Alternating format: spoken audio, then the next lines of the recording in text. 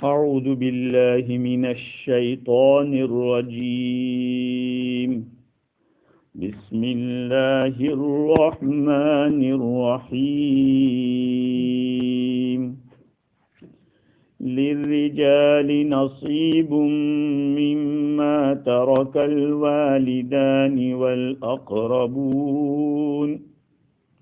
وللنساء نصيب مما ترك الوالدان والأقربون مما قل منه أو كثر نصيبا مفروضا وإذا حضر القسمة أولو القربى واليتامى والمساكين فارزقوهم منه وقولوا لهم قولا معروفا وليخشى الذين لو تركوا من خلفهم ذرية ضعافا خافوا عليهم فليتقوا الله وليقولوا قولا سديدا صدق اللہ العظیم۔ بزرگوں، پیارے بھائیوں، اس دن گفتگو ہماری یہ چل رہی تھی کہ جیسے یتیم کا مال بہت زیادہ امپورٹنٹ ہے، ایسے ہی مسجد مدرسے کا جو وقف کا مال ہوتا ہے، جس کو دنیا میں پوچھنے والا کوئی نہیں ہوتا، وہ اللہ کی ملکیت کا ہوتا ہے، کہ اس میں بھی گڑبڑ کرنا، اس میں بھی خیانت کرنا اتنا ہی بڑا گناہ ہے اور اس کی بڑی پکڑ ہوگی۔ اب آج جن آیات کی میں نے تلاوت کی اس میں ایک الگ مضمون کو بیان کیا ہے، بہت سمجھنے کی ضرورت ہے۔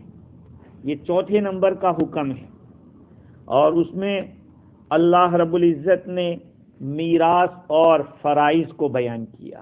میراث کس کو کہتے ہیں؟ آدمی جب دنیا سے چلا جاتا ہے تو جو کچھ مال چھوڑ کے جاتا ہے وہ ترکہ کہلاتا ہے، میراث کہلاتا ہے۔ ہاں، اس کے احکام کو اللہ نے یہاں بیان کیا ہے۔ ترجمہ دیکھیے، اللہ تعالیٰ کیا فرماتے ہیں؟ للرجال نصیب مما ترک الوالدان والاقربون، مردوں کے لیے حصہ ہے اس مال میں سے جس کو والدین نے اور رشتہ داروں نے چھوڑا ہے۔ مردوں کے لیے بتایا۔ وَلِلنِّسَاءِ نَصِيبٌ مِّمَّا تَرَكَ الْوَالِدَانِ وَالْأَقْرَبُونَ مِمَّا قَلَّ مِنْهُ أَوْ كَثُرَ، اور عورتوں کے لیے حصہ ہے اس مال میں سے جس کو والدین نے چھوڑا ہے اور رشتہ داروں نے چھوڑا ہے، اس مال میں سے چاہے وہ کم ہو یا زیادہ ہو۔ نصیبا مفروضا، ایک مقررہ حصہ ہے، مقرر کیا ہوا حصہ ہے۔ دیکھو، آپ کو یہ بات معلوم ہوئی کہ مردوں کے لیے حصہ ہے، عورتوں کے لیے بھی حصہ ہے۔ کتنا حصہ ہے وہ یہاں بیان نہیں کیا، حصہ ہے۔ اور پھر یہ کہ مقررہ حصہ ہے، وہ اللہ کی طرف سے مقرر کیا ہوا ہے۔ آپ کے ذہن میں اتنی بات آ گئی کہ جو آدمی گزر جاتا ہے اس کے مال میں سے مردوں کا بھی حصہ ہے، عورتوں کا بھی حصہ ہے۔ اور کتنا حصہ ہے؟ اللہ تعالیٰ نے مقرر کیا ہے اتنا حصہ ہے۔ مقرر کیا ہوا حصہ کتنا ہے وہ پیچھے آ رہا ہے آگے چل کے۔ خیر، یہ تو صرف ترجمہ ہوا۔ اس آیت کریمہ کے نازل ہونے کا ریزن کیا تھا، وجہ کیا تھی؟ اللہ تعالیٰ نے اس آیت کو کیوں اتارا؟ حضرت عبداللہ ابن عباس رضی اللہ عنہما فرماتے ہیں کہ ایک صحابی تھے، اوس بن ثابت انصاری رضی اللہ عنہ، ان کا انتقال ہو گیا۔ ان کے پیچھے 3 بیٹیاں اور بیوی کو چھوڑا، 3 بیٹیاں اور بیوی۔ مفتی شفیع صاحب رحمۃ اللہ علیہ نے ایک روایت یہ نقل کی کہ 2 بیٹیاں اور 1 بیٹا اور بیوی، ان لوگوں کو چھوڑا. یہاں لکھا ہے 3 بیٹیاں اور بیوی. چلو ٹھیک ہے. ہوا کیا؟ اوس بن ثابت کے چچیرے بھائی، ایک کا نام سوید اور دوسرے کا نام ارفجا. بعضوں نے لکھا ہے کہ خالد اور ارطفا، یہ نام بھی لکھا ہے. اب یہ دو بھائی تھے، یہ سوید اور ارفجا، یا خالد اور ارفجا یا ارطفا جو بھی ہے، 2 بھائی آئے اور انہوں نے اوس بن ثابت کا جتنا مال تھا وہ سارا کا سارا لے لیا اور ان لوگوں کو کچھ نہیں دیا. مرنے والی کی بیوی کو اور بچوں کو، بچیوں کو کچھ نہیں دیا. اب ضرورت ہے کھانے پینے کی، کہاں سے لائیں گے سامان؟ ایک مسئلہ آپ کو میں بتاتا ہوں. جب شوہر گزر جاتا ہے تو بیوی پر عدت واجب ہوتی ہے 4 مہینے 10 دن کی. یہ 4 مہینے 10 دن میں وہ کھانا کس میں سے کھائے گی؟ اپنا جو حصہ آئے گا اس میں سے کھائے گی. ہاں، یہ نہیں کہ اس کے الگ مال نکالا جائے گا عدت گزارنے کا، نہیں، جو اس کا شیئر ہے اس میں سے کھائے گی. خیر، یہ عورت جس کا نام ام کجا یا کوحا تھا، الگ الگ نام لکھا ہے، یہ حضور اکرم صلی اللہ علیہ وسلم کے پاس آتی ہے اور پورا قصہ بیان کرتی ہے اور یہ کہتی ہے کہ جو 2 وصی تھے، وصی جس کو کہا گیا کہ مال کی نگرانی کرنا، کہ ان لوگوں نے ہمیں کچھ بھی نہیں دیا ہے، نہ مجھے کچھ دیا نہ میری بیٹیوں کو کچھ دیا. اب بیٹیوں کو بھی پالنے کا ہے. اللہ کے نبی صلی اللہ علیہ وسلم نے ارشاد فرمایا کہ تو اپنے گھر چلی جا گھر پہ. میں دیکھتا ہوں کہ اللہ تعالیٰ کیا معاملہ کرتا ہے، کچھ اللہ تعالیٰ آیت اتارتا ہے، کوئی فیصلہ اتارتا ہے کہ نہیں. میں اس کا انتظار کرتا ہوں کہ تیرے بارے میں اللہ کیا بیان کرتا ہے. تو حضور اکرم صلی اللہ علیہ وسلم پر یہ آیت کریمہ نازل ہوئی. یہ آیت کریمہ نازل ہوئی. کیوں نازل ہوئی؟ تفسیر قرطبی میں لکھا ہے کہ ان لوگوں کے زمانے جاہلیت میں جو مینٹالٹی تھی یا جو سوچ تھی اس کو رد کرنے کے لیے، ریجیکٹ کرنے کے لیے کہ تمہاری سوچ غلط ہے، ان کے قول کو باطل کرنے کے لیے اور ان کی جہالت کی وجہ سے جو تصرف کر رہے تھے اس کو رد کرنے کے لیے یہ آیت نازل ہوئی. وہ لوگ کیا سوچتے تھے کہ یہ بچے ہیں، وہ کسی کام کے نہیں ہیں، اگر جنگ ہو تو کہاں چلیں گے، یہ کچھ مقابلہ بھی نہیں کر سکیں گے، اس لیے ان کو کچھ نہیں ملنا چاہیے. شریعت کی کیا سوچ ہے کہ بھائی بڑا تو کہیں سے بھی کما کے لا سکتا ہے، چھوٹا کہاں کمانے جائے گا، کیسے کھائے گا، ان کو تو اور زیادہ دینا چاہیے. اس لیے اللہ تعالیٰ نے ان لوگوں کی جو بات تھی اس بات کو غلط ٹھہرایا اور کیا فرما دیا کہ مردوں کا بھی حصہ ہے، عورتوں کا بھی حصہ ہے. صحیح آیت کریمہ نازل ہوئی. حضور اکرم صلی اللہ علیہ وسلم نے، چونکہ اس میں تو کوئی حصہ بیان نہیں کیا ہے کہ کس کو کتنا ملے گا، لیکن حضور نے ان 2 آدمیوں کو بلایا اور ان سے فرمایا کہ دیکھو اوس کے مال میں سے کچھ بھی لینا مت، قریب مت ہونا تم ذرا بھی. پھر یہ بعد والی آیت یوصیکم اللہ فی اولادکم نازل ہوئی جس کے اندر اللہ تعالیٰ نے حصے بتلائے کہ کس کو کتنا ملے گا، شوہر کو، بیوی کو کتنا ملے، عورت کو کتنا ملے گا، مرد کو کتنا ملے گا. آپ صلی اللہ علیہ وسلم نے ان 2 آدمیوں کو بلایا اور فرمایا کہ یہ جو مرنے والے کی بیوی ہے اس کو 1/8 دے دو، 8واں حصہ اس کو دے دو، اور 2/3 جو حصہ ہے وہ اس کی 3 بیٹیوں کے بیچ میں دے دو، باقی جو بچائے وہ تم لے جاؤ، باقی جو بچائے وہ تم لے جاؤ. یہ شریعت کا قانون کے مطابق ان کو بتایا. خیر، یہ تو بات ہو گئی اور قرآن کی آیت نازل ہو گئی. اب سوال یہ ہے کہ وہ لوگ کیوں نہیں دیتے تھے؟ زمانے جاہلیت کے اندر بچوں کو اور عورتوں کو وارث نہیں بناتے تھے، اس کو میراث میں سے کچھ دیتے نہیں تھے، اور کیا کہتے تھے کہ ان کو نہیں دیا جائے گا، صرف اسی کو دیا جائے گا جو کہ گھوڑے کی پشت پہ بیٹھ کے لڑ سکتا ہو، جو نیزہ چلا سکتا ہو، جو تلوار چلا سکتا ہو، مال غنیمت کو جمع کر سکتا ہو، کہا ایسے آدمیوں کو دیا جائے گا۔ یہ بچہ کیا کرے گا؟ کوئی مقابلہ نہیں کر سکتا۔ عورتیں کیا کریں گی؟ ان کو کچھ نہیں ملے گا۔ قرآن نے کہا کہ نہیں، یہ میراث مردوں کے ساتھ خاص نہیں ہے، بلکہ یہ مرد عورت سب کے بیچ میں ہے، کوئی ایک کو دے دینا نہیں۔ خیر، اللہ تعالیٰ نے اس آیت کریمہ کے اندر بتلا دیا کہ مردوں کا بھی حصہ ہے، عورتوں کا بھی حصہ ہے۔ دیکھو، زمانے جاہلیت میں کسی کو دینے کا رواج ہی نہیں تھا، اب ان کو کہہ دیتے کہ اس کو دو، اتنا دو، اتنا دو، تو کہ یہ کیسے ہو سکتا ہے؟ شریعت نے کہا کہ ابھی تو حصہ تو بتلا دو کہ ہے ان کا حصہ، یہ مت سمجھو کہ بالکل نہیں ہے۔ پھر دھیرے سے حصے بھی بتلا دیے، سمجھے؟ یعنی جیسے شراب حرام ہوئی تھی تو ایک دم سے نہیں ہو گئی، دھیرے دھیرے۔ ایک آدمی کو صحیح راستے پہ لانے کے لیے دیر لگتی ہے۔ آپ چاہو کہ ایک ہی دن اس کو تہجد پہ کھڑا کر دو، بہت مشکل ہے۔ دھیرے دھیرے، تدریجی پہلو۔ تو یہ میراث کے مسئلے بھی ایسے دھیرے دھیرے آئے۔ اب اللہ تعالیٰ کیا فرماتے ہیں؟ لِلرِّجَالِ نَصِيبٌ مِّمَّا تَرَكَ الْوَالِدَانِ وَالْأَقْرَبُونَ، مردوں کے لیے اس مال میں سے حصہ ہے جو والدین نے چھوڑا ہے۔ والدین نے چھوڑا ہے تو کس کو ملے گا؟ اولاد کے لیے۔ وَالْأَقْرَبُونَ، اور رشتہ داروں نے چھوڑا ہے۔ اب رشتہ داروں کے اندر جو بھی بیوی ہے، شوہر ہے، ماں باپ ہے، بیٹا ہے، بیٹی ہے، سب آ گئے، جتنے بھی قریبی رشتہ دار ہیں۔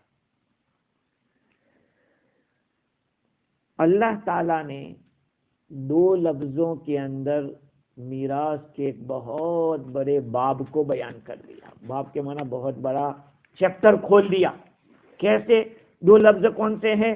ایک تو لفظ ہے والدین، اور دوسرا لفظ ہے اقربون، رشتہ دار۔ اقرب کے معنی بہت زیادہ قریبی رشتہ دار، بہت زیادہ قریبی رشتہ دار۔ یہ لفظ ایسا ہے کہ اس لفظ کے میننگ ہم کو سمجھ میں آ جاوے تو سب چیزیں سمجھ میں آ جاوے۔ کیسے؟ پہلے تو یہ بتایا کہ دو رشتے ہیں، ایک تو رشتے ولادت، ماں باپ کے ساتھ جو رشتے ولادت ہے، ہمارے باپ ہیں، ماں ہے، ان سے ہم پیدا ہوئے ہیں، تو اس رشتے ولادت کے اندر میراث ملتی ہے۔ اور دوسرا کہا کہ عام رشتہ داری، جو اقربون کے معنی عام رشتہ دار، لیکن لفظ ایسا استعمال کیا کہ جو سب سے زیادہ قریبی رشتہ دار ہے وہ۔ مفتی شفیع صاحب رحمۃ اللہ علیہ فرماتے ہیں کہ یہاں مطلق رشتہ داری مراد نہیں ہے، ورنہ کسی کو کسی سے رشتہ داری تو ہو ہی جائے گی۔ ارے بھائی، یہاں نہیں کہتے کہ تو میرے چچا کے بھیا کا اس طرح سے رشتہ لگتا ہے ہمارا۔ اب اگر سب کو ہی میراث ملتی تو بڑی گڑبڑ ہو جاتی، اس لیے کہ دنیا میں کوئی بھی انسان ایسا نہیں ہے کہ جس کا کسی سے کوئی رشتہ نہ ہو، نہیں ہے کوئی کہ جس کا کوئی رشتہ نہ ہو۔ ارے آدم کی اولاد میں تو ہم سب برابر ہیں، آدم علیہ السلام کی اولاد ہونے میں تو ہم سب برابر ہیں، اور حوا کی اولاد ہونے میں بھی ہم سب برابر ہیں۔ تو اگر ایسے ہی رشتہ داری مراد لی جاتی تب تو سب کا کچھ نہ کچھ نکلتا، اور اگر سب کا ہی نکل جاتا تو کسی کو ملتا ہی کیا؟ ٹوپی بھی نہیں ملتی، پھر تو سبھی اپنا حصہ مانگتے کہ بھائی میری بھی رشتہ داری میری۔ لیکن اللہ تعالیٰ نے وہ لفظ استعمال کیا، والاقربون، زیادہ قریبی رشتہ دار، رشتہ داری کی بنیاد پر ہے۔ دیکھو، میراث کا مسئلہ ایسا ہے کہ اس میں رشتہ داری کو دیکھا جاتا ہے، جو جتنا قریبی رشتہ دار ہوگا اس کو ملے گا، قریب والا ہوگا دور والے کو دور کر دے گا، پہلے قریب والے کو۔ مثال کے طور پر ایک آدمی ہے، وہ گزر گیا، اس کے بیٹے ہیں، اور ان بیٹوں کے بھی بیٹے ہیں، تو پوتوں کو نہیں ملے گا، اس لیے کہ بیٹے موجود ہیں. تو بیٹا قریب میں ہے، پوتا تو بعد میں باپ کے بیٹے کے واسطے سے ہوتا ہے پوتا تو بیٹوں کو ملے گا، پوتوں کو نہیں ملے گا. اسی طرح سے رشتہ داریوں کے اندر یہ دیکھا جائے کہ کون زیادہ کلوز ہے. جو زیادہ کلوز ہوگا وہ زیادہ حقدار ہوگا اور دور والے کو چھوڑا جائے گا. یہ لفظ بتا رہا ہے اقرب کا. دوسری بات یہ ہے کہ مرد اور عورتوں کو علیحدہ بیان کیا اللہ تعالیٰ نے اس مقام پر کہ مردوں کے لیے بھی حصہ ہے، عورتوں کے لیے بھی حصہ ہے. وہ اس وجہ سے کہ زمانے جاہلیت میں جو بات تھی اس کو رد کرنا تھا. وہ عورتوں کو کسی چیز کا حقداری نہیں سمجھتے. قرآن نے صاحب کہہ دیا کہ نہیں، ان کا حق ہے. اور اقرب کے لفظ سے یہ پتہ چلتا ہے کہ مردوں کی طرح عورتوں کو بھی ملے گا، بچوں کو بھی ملے گا. بھائی دیکھو، ایک آدمی گزر گیا ہے، اس کے کچھ لڑکے بڑے ہیں، کچھ لڑکے چھوٹے ہیں. تو بھائی لڑکا ہونے میں تو بڑا چھوٹا کوئی نہیں دیکھا جاتا، سبھی لڑکے ہی تو ہیں. اور لڑکی تو جیسے لڑکا باپ کی اولاد ہے، لڑکی بھی تو اولاد ہے. تو لڑکے کو ملتا ہے تو لڑکی کو کیوں نہیں ملے گا؟ بات سمجھ رہے ہیں؟ تو اللہ تعالیٰ نے ایک لفظ استعمال کیا، اقرب. اس اقرب کے لفظ نے ایسا معنی ادا کیا کہ سارے یہ جو ڈاؤٹ ہے وہ سب ختم کر دیے. اچھا، اور ایک بات شریعت کہتی ہے کہ رشتہ داری کو دیکھا جائے گا، حاجت کو نہیں دیکھا جائے گا. مثال کے طور پر ایک آدمی ہے، اس کے 5 بیٹے ہیں. 5 بیٹوں کے اندر ایک بہت غریب ہے. تو تقسیم کرنے والے کہے کہ بھائی وہ غریب زیادہ ہے، اس کو زیادہ رکھا. نہیں، شریعت میں یہ نہیں دیکھا جاتا. حاجت نہیں دیکھی جاتی کہ وہ زیادہ حاجت مند ہے تو اس کو زیادہ دو. نہیں، رشتہ داری کو دیکھا جائے گا. 5 بیٹے ہیں تو 5 بیٹے ہی ہیں، سب کو برابر سرابر دیا جائے گا. سمجھے؟ یہی کہ فلانے کو حاجت ضرورت ہے.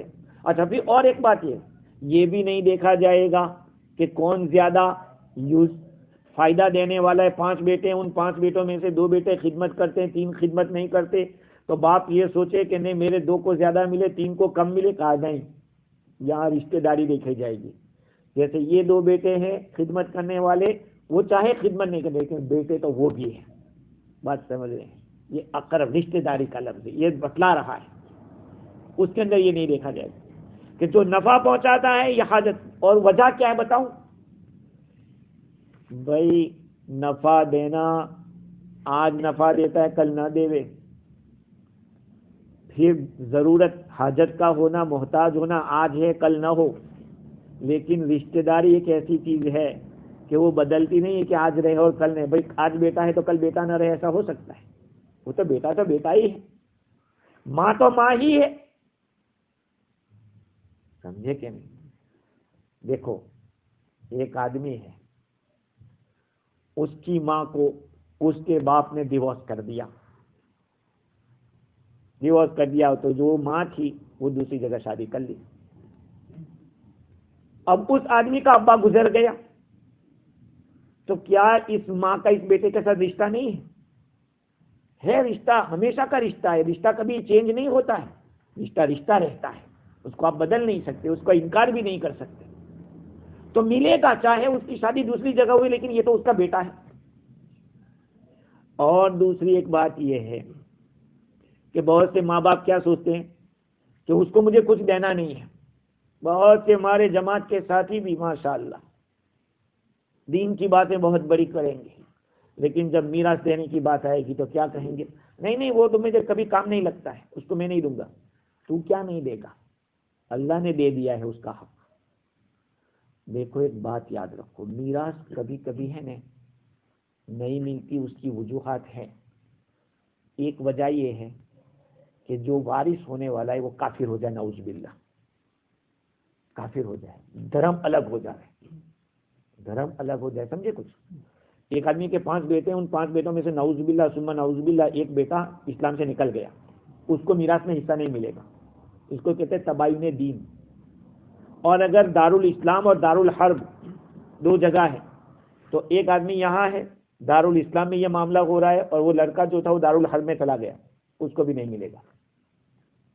اور تیسرا، جس کا وارث بن رہا ہے اسی کو قتل کر دیا، کسی نے اپنے موڑیسی کو قتل کر دیا تو بھی محروم ہوگا. خیر، تو یہ اقربون کا جو لفظ ہے اللہ رب العزت نے اس طرح سے اس کو بیان کیا کہ جس میں یہ ساری باتیں داخل ہو گئی. یہاں پر ایک اور مسئلہ آپ کو بتاؤں، ذرا دھیان سے سننا. انگریزوں نے اس کے اوپر بہت زیادہ مواویلا مچایا. وہ کیا ہے کہ پوتا بیٹوں کے ہوتے ہوئے وارث نہیں بنتا ہے. ایک دادا ہے، دادا موسیٰ ہے، چلو موسیٰ دادا ہے، وہ اس کے بیٹے ہیں 3-4 بیٹے ہیں. جیسے ان 4 بیٹوں میں سے ایک بیٹا گزر گیا. دادا زندہ ہے نا، یاد رکھنا، دادا زندہ ہے اور 4 بیٹے تھے، 4 میں سے ایک بیٹا گزر گیا، لیکن اس بیٹے کی بھی اولاد ہے. تو اب دادا گزر جاوے تو اس پوتے کو ملے گا؟ نہیں ملے گا. بیٹے موجود ہیں، پوتا محروم رہے گا. ہاں، قریبی رشتہ دار جو اوپر کی لائن کے ہیں وہ موجود ہیں، ان کو ملے گا، اس کو نہیں ملے گا. مثال کے طور پر ایک درخت ہے. اس درخت کی اگر آپ تنے سے کاٹ ڈالو تو ڈالیاں گر جائے گی، کیا گر جائے گی؟ صرف ڈالیاں گرتی رہے تو تنا تو درخت تو رہے گا. یہاں ایسا یہ ہے کہ دادا موجود ہے اور اولاد میں سے کوئی گزر گئے تو اس کی جو اولاد ہے اس کو نہیں ملے گا، وہ محروم رہیں گے. آپ کہیں گے یار کیسی شریعت ہے، پوتے کو تو بیچارے کا باپ گیا ہے، یتیم ہو گیا ہے اور اسی کو آپ دینے کو منع کر رہے ہو. یاد رکھو حضور اکرم صلی اللہ علیہ وسلم یتیم تھے، تو یتیمی میں حضور صلی اللہ علیہ وسلم کے ساتھ مشابہت پائی جا رہی ہے. اتنی بڑی نعمت ملی. ایک بات. دوسری بات یہ کہ اس کو بالکل یہ نہیں کہا کہ بالکل نہیں ملے گا. آگے چل کے اللہ تعالیٰ بتلا رہا ہے کہ ان لوگوں کو بھی کچھ دے دو. دادا کو چاہیے کہ جب پتا ہے کہ میرا یہ بیٹا چلا گیا ہے اور اس کی اولاد موجود ہے تو میں ان کے لیے کچھ وصیت کر جاؤں، تھوڑا کچھ حصہ ان کو بھی دینا چاہیے. یہ کر سکتا ہے. بات سمجھے؟ یہ اقرب کا جو لفظ ہے اس نے یہ سارے میننگ ادا کر دیے. کہ اللہ تعالیٰ فرماتے ہیں کہ للرجال نصیب مما ترک الوالدان والاقربون، مردوں کے لیے اس مال میں سے حصہ ہے جس کو والدین نے اور رشتہ داروں نے چھوڑا ہے. وَلِلنِّسَاءِ نَصِيبٌ مِّمَّا تَرَكَ الْوَالِدَانِ وَالْأَقْرَبُونَ، اور عورتوں کے لیے حصہ ہے اس مال میں سے جس کو والدین نے اور رشتہ داروں نے چھوڑا ہے. دیکھو قرآن کی عادت ہے کہ مردوں کا تذکرہ کر دیتا ہے، اس میں عورتوں کو ساتھ شامل کر لیتا ہے. اقیم الصلاۃ، نماز پڑھو، اس میں مردوں کو بھی حکم ہے، عورتوں کو بھی حکم ہے. اکثر حکم ایسے ہیں. یہاں پر سیپریٹ طور پر بیان کیا، مردوں کا بھی حصہ ہے، عورتوں کا بھی حصہ ہے. سیپریٹ کیوں؟ تاکہ یہ بتلا دیا جائے کہ عورت کو بیکار مت سمجھو، یہ مت سمجھو کہ ان کو تو شادی کرا دی بس تیرا حق ادا ہو گیا. نہیں، اس کا بھی حصہ ہے. بات سمجھ؟ ویسے مردوں کو یہ سمجھا جاتا ہے کہ وہ حقدار ہے، ایسے عورت بھی حقدار ہے. یہ شریعت اسلام ہی ایک ایسا مذہب ہے جس نے عورتوں کا ایک مستقل حق دیا ہے. کسی اور دھرم میں عورتوں کا کوئی حق نہیں، اسلام نے حق دیا ہے. اور آگے تو اللہ تعالیٰ نے یہ بتلا دیا کہ مما قل منہ او کثر، چاہے تھوڑا ہو یا زیادہ ہو، تھوڑا ہو یا زیادہ ہو، سب کا حق، سب میں حق ہے. مما قل منہ او کثر، مرنے والے نے جو چھوڑا ہے وہ تھوڑا چھوڑا ہو یا زیادہ چھوڑا ہو، مردوں کا بھی حق ہے، عورتوں کا بھی حق ہے. بات سمجھ رہے ہیں آپ لوگ؟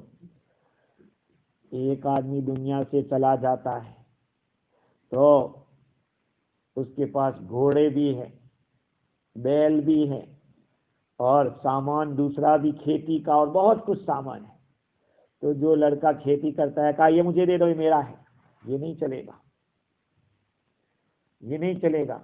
سب کا حصہ ہے اس میں، لڑکوں کا بھی حصہ ہے، بلکہ جو اسپون چھوڑی ہے مرنے والے نے اس اسپون میں بھی حصہ ہے. بات سمجھ رہے ہیں؟ ہم نے تو کیا سوچ لیا کہ یہاں اس کے کام کا ہے تو لے لے، اس کا ہے تو لے لے. نہیں، آگے چل کے حصے آئیں گے، اس کو کیسے حصہ کیا جائے گا. مما قل منہ او کثر، چاہے وہ چھوڑا ہوا مال کم ہو یا زیادہ ہو. مفتی شفیع صاحب رحمۃ اللہ علیہ فرماتے ہیں کہ سب مال میراث میں آئے گا. بعض قوموں میں ایسا تھا کہ جو لڑائی کا سامان ہوتا تھا وہ بعض مرد نوجوان لے لیتے تھے کہ یہ ہمارا ہے، اس میں کسی کا حق نہیں ہوتا تھا. شریعت نے کہا کہ ایسا نہیں، جو کچھ بھی اس نے چھوڑا ہے، پراپرٹی چھوڑی ہو، کیش چھوڑا ہو یا پھر مکان چھوڑا ہو، دکان چھوڑی ہو، کپڑے چھوڑے ہو، سب کے اندر ان کا حصہ ہے. مرد جتنے بھی رشتہ دار ہیں سب کا حصہ ہے. ہم تو اس کو کھیل سمجھتے ہیں. کیا سمجھتے ہیں؟ کھیل سمجھتے ہیں. ایک بزرگ اللہ والے کسی آدمی کے یہاں گئے، وہ بیچارہ مرض الموت میں تھا، مرنے کے قریب تھا، اور اس کے پاس چراغ جل رہا تھا، دیا. ادھر انتقال ہوا، ادھر دیا بجھا دیا اس بزرگ نے، اور اپنے جیب سے پیسہ دیا کہ جاؤ تیل لے کے آؤ. اس کو کہا اس کو جلنے دیتے. کہا کہ جب تک وہ زندہ تھا اس کی ملکیت میں تھا، وہ اس سے فائدہ اٹھا رہا تھا. اب یہ گزر گیا، اس کے سارے رشتہ داروں کا اس میں حق ہے، اب سب کی اجازت ہوگی تو جلے گا، اس لیے میں نے اپنے پیسے سے منگوایا. یہ ہے. آج گزر جاتا ہے آدمی، اس کے گھر سے شربت بن رہا ہے، چائے بن رہی ہے، یہ بن رہا ہے. بھئی کیوں؟ کہا کہ سب کے پینے کے لیے مہمان آ رہے. ارے یتیم بچہ ہے، اس کی اجازت کا بھی اعتبار نہیں. کیسے کھاتے ہیں، کیسے پیتے ہیں؟ ہمارا دین میرے عزیزو باطل طریقے سے کھانے کو منع کرتا ہے. لا تاکلوا اموالکم بینکم بالباطل. خیر، مما قل منہ او کثر. اب ایک بات یاد رکھنے کی ہے، وہ یہ ہے کہ شریعت تو کہہ رہی ہے کہ چاہے تھوڑا ہو یا زیادہ ہو سب میں ان کا حصہ ہے. کبھی ایسا بھی ہو سکتا ہے کہ جو چیز چھوڑی ہے رشتہ داروں کے اوپر اگر تقسیم کیا جاوے تو پھر وہ کام کی نہیں رہے گی. مثال کے طور پر ٹوائلٹ ایک ہے، ایک ٹوائلٹ چھوڑا ہے اور 3 بھائی ہیں رہنے والے وہاں پہ، تو کیا ٹوائلٹ کے ٹکڑے کیے جائیں گے؟ اس کو کاٹا جائے گا؟ علماء نے یہ لکھا ہے کہ اگر وہ فائدے کے قابل نہ رہتا ہو تو پھر اس کو ایسے ٹکڑے کر کے نہیں کیا جائے گا.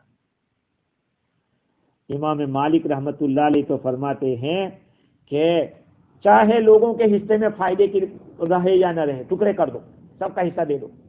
امام مالک رحمت اللہ علیہ تو فرماتے ہیں. امام شافعی رحمت اللہ علیہ کا بھی یہی قول ہے، امام ابو حنیفہ رحمت اللہ علیہ کا بھی یہی قول ہے.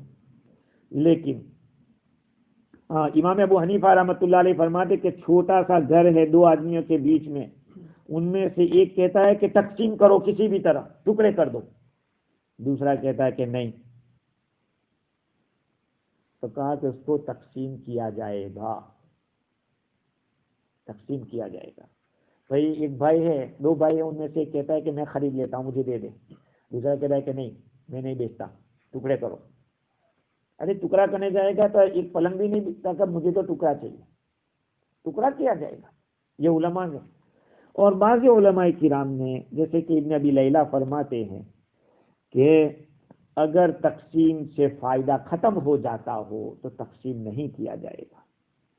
ہر وہ تقسیم جس میں ضرر آتا ہو کسی ایک کا بھی تو اس کو تقسیم نہیں کریں گے. اور اس میں وہ حدیث بیان کرتے ہیں جس کو محمد ابن ابی بکر اپنے والد سے روایت کرتے ہیں رضی اللہ عنہ، عن النبی صلی اللہ علیہ وسلم قال لا تعدیت علی اہل المیراث الا ما حمل القسم. اہل میراث پر تفریق نہیں کی جائے گی جس میں تقسیم نہ ہو. اہل میراث پر اس کو تفریق نہیں کی جائے گی، ٹکڑے ٹکڑے نہیں کیا جائے گا. ہاں اگر وہ تقسیم کے لائق ہو تو کیا جائے گا. یہ حدیث ہے. لا ضرر ولا ضرار، نہ نقصان دیا جائے گا نہ نقصان اٹھایا جائے گا، یہ حدیث ہے.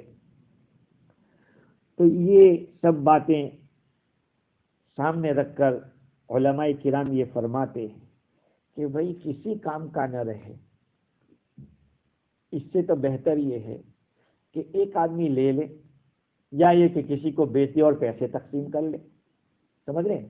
ایک آدمی خرید لے اور اس کا حصہ دوسرے کا حصہ دے دے، یا کہ کوئی اور خریدار ہو اس کو بیچتے ہوئے اور وہ لوگ حصہ لے لیں. مما قل منہ او کثر، چاہے وہ چیز جو چھوڑی ہے وہ تھوڑی ہو چاہے زیادہ ہو. اللہ تعالیٰ جی کیا فرماتے ہیں؟ نصیبا مفروضا، یہ تو حصہ مقرر کیا ہوا ہے. کس کا؟ اللہ تعالیٰ کا. کس کا؟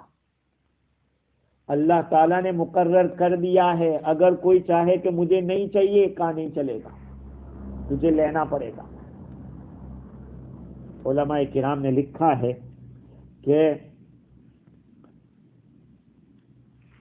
یہ مما قل منہ او کثر اس لیے بیان کیا کہ اس میں لوگ لاپرواہی برتتے ہیں. کیا کہہ رہے ابا نے چھوڑا ہی کیا ہے تو اس کو تقسیم کیا جائے. یار کیا چھوڑا ہے؟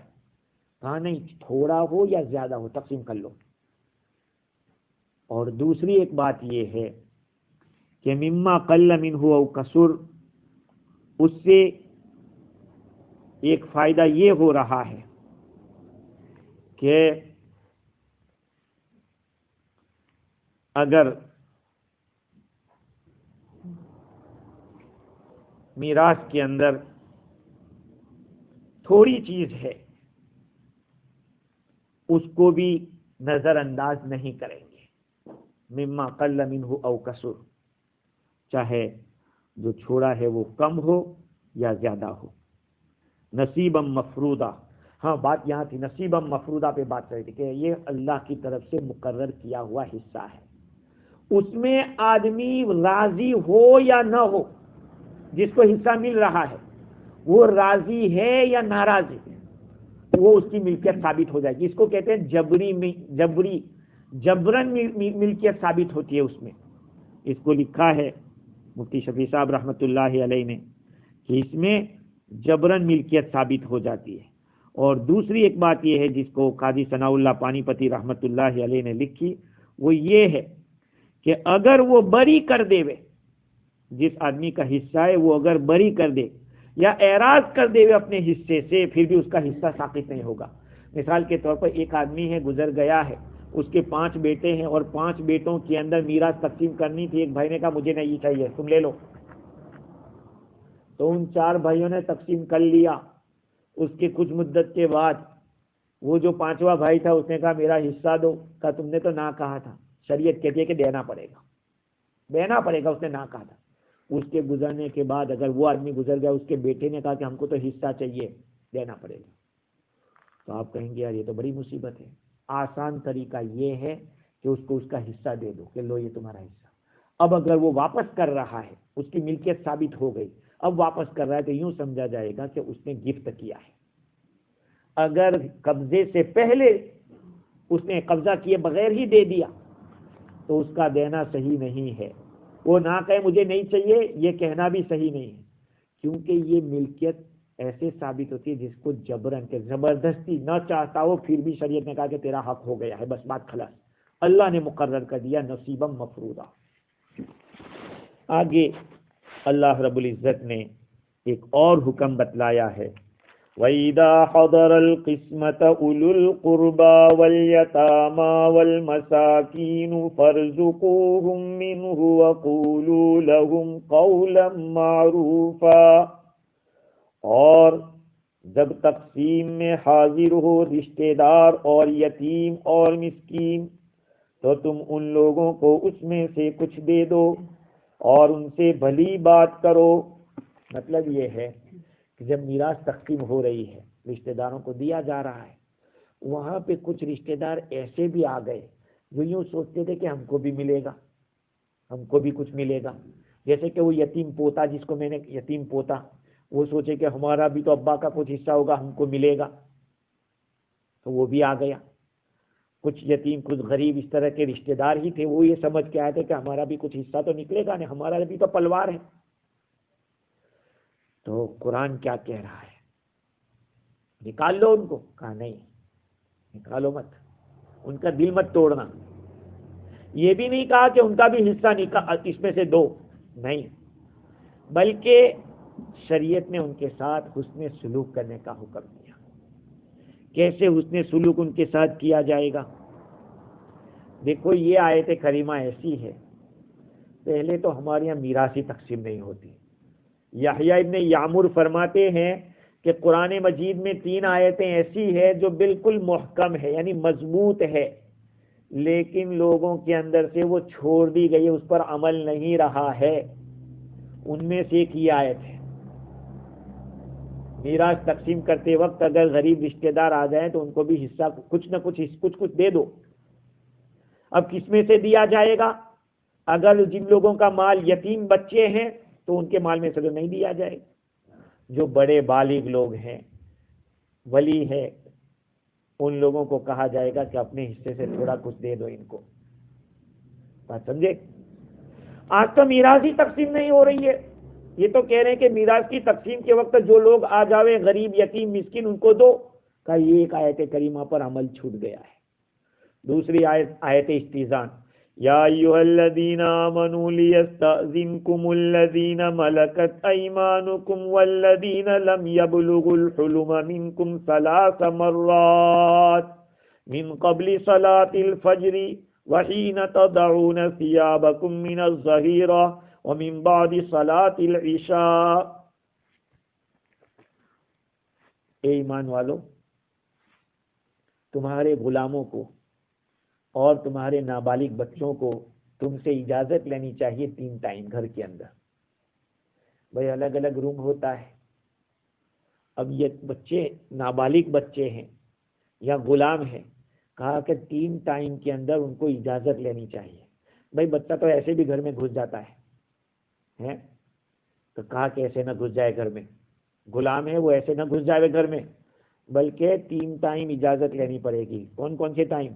من قبلی صلاۃ الفجر، فجر کی نماز سے پہلے، اس لیے کہ فجر کی نماز سے پہلے آدمی سویا ہے، کیا کر رہا ہے، اس کا کپڑا کہاں ہے، کوئی ٹھکانہ نہیں ہے۔ اب چھوٹے بچے دیکھ لیں گے ننگ دھرن تو کیا ہوگا، ہے من قبل صلاۃ الفجر وحین تضعون ثیابکم من الظہر، دوپہر میں جب قیلولہ کرتے ہیں اس وقت بھی کا اجازت لے لیں۔ ومن بعد صلاۃ العشاء، عشاء کی نماز کے بعد بھی اگر بچہ گھر میں آوے تو اس کو چاہیے کہ اجازت لے لے۔ یہ نہیں رہا، اس کے اوپر عمل نہیں ہے ابھی لوگوں کے اندر۔ یہ دوسری آیت۔ اور تیسری آیت، یا ایھا الناس انا خلقناکم من ذکر و انثی، اللہ تعالیٰ فرماتے ہیں کہ اے لوگوں، میں نے تم کو ایک مرد اور ایک عورت سے پیدا کیا ہے، اور تم کو الگ الگ ٹریبس کے اندر، الگ الگ خاندان کے اندر ہم نے بنایا ہے۔ کیوں؟ تاکہ ایک دوسرے کو پہچانو۔ یاد رکھو، تم میں سب سے زیادہ معزز اللہ کے نزدیک وہ ہے جو زیادہ پرہیزگار ہو۔ یہ نہیں کہ مالدار زیادہ ہے وہ زیادہ نیک سمجھا جائے گا اللہ کے نزدیک، نہیں، جس کے پاس جتنا تقویٰ زیادہ ہوگا وہ اللہ کے نزدیک اتنا مکرم ہوگا، سمجھے؟ تو یہ یحییٰ ابن یعمر فرماتے کہ یہ 3 آیتیں محکم ہے، بالکل پکی دھتکی ہے، پھر بھی اس پر عمل آج نہیں ہو رہا ہے۔ ارے وہ تو اس زمانے کی بات کریں، آج تو تقسیم کی ہی بات نہیں ہے۔ کون تقسیم کر رہا ہے؟ ہمارے فجی کا تو مسئلہ اللہ ہی رحم فرمائے۔ اللہ کے بندو، یہ قرآن کا حکم ہے، آگے چل کے آ رہا ہے کس کو کیا ملے گا۔ ابھی بات یہیں پہ ہم ختم کرتے ہیں، انشاءاللہ مزید گفتگو آئندہ کریں گے۔ اللہ تعالی ہم لوگوں کو دین کی صحیح سمجھ عطا فرماوے اور عمل کرنے کی توفیق عطا فرمائے۔ سبحان اللہ بحمدہ، سبحانک اللہم و بحمدک، ونشہد ان لا الہ الا انت، نستغفرک ونتوب